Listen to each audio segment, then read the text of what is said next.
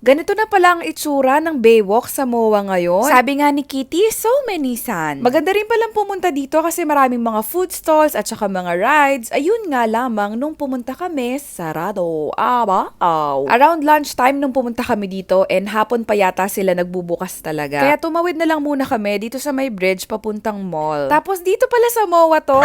Bastos ka.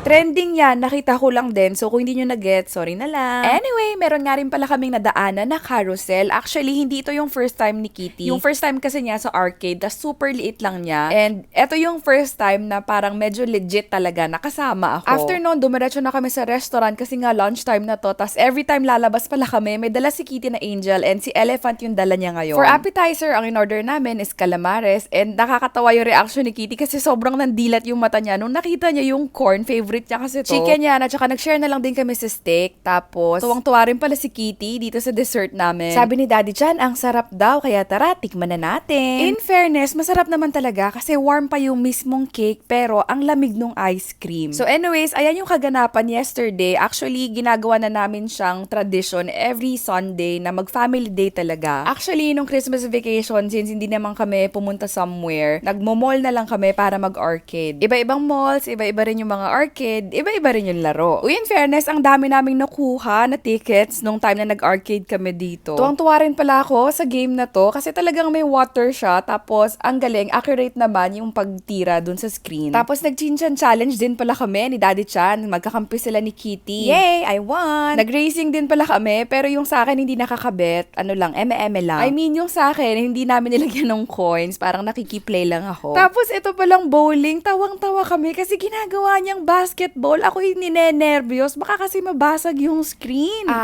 Sabi ko nga kay Kitty, push lang gently. Kalmahan mo lang, beer. So anyways, nung medyo nauubos na yung laman ng card namin, nagpapalit na kami ng ticket. Tapos nagtataka kami, ano ba yung ginagaya ni Kitty? Yun pala si Patrick. Ginagaya niya pala yung parang chubby cheeks. And dito na nga nag-start sa araw na to ang obsession niya kina SpongeBob, Patrick, and the gang. Before umuwi, nadaanan nga pala namin itong si Mr. Incredibles tsaka si Jack Jack. Mag-daddy sila, parang si Kitty rin and Daddy Chan. Wala lang, ang cute ng smile nila dito. Yun lamang. Abaw! Another Chinchan Challenge! Saan nakaharang talaga yan, Oh Bong? my. Oo nga eh. Oh my. Ay! Oh, silver level. Ay! Ikaw. Oh. Christian's turn. Hindi ako umabot ng silver. Isa pa. Hard sa'yo dapat. Ano to? Ganun. Bad words. Andaya, focus Ba't ka. ba? Ang daya mo naman eh.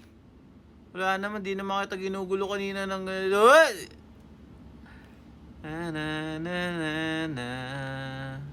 Ang bilis na. Sa susunod Huwag yan mo. na habang Bawag mo buhay. kakantahin yan. Ba't ba? Dapat Lunas O, kinakanta diba? mo. At kahit... Panalo pa din ako. Stream Lunas by Luna and Apollo.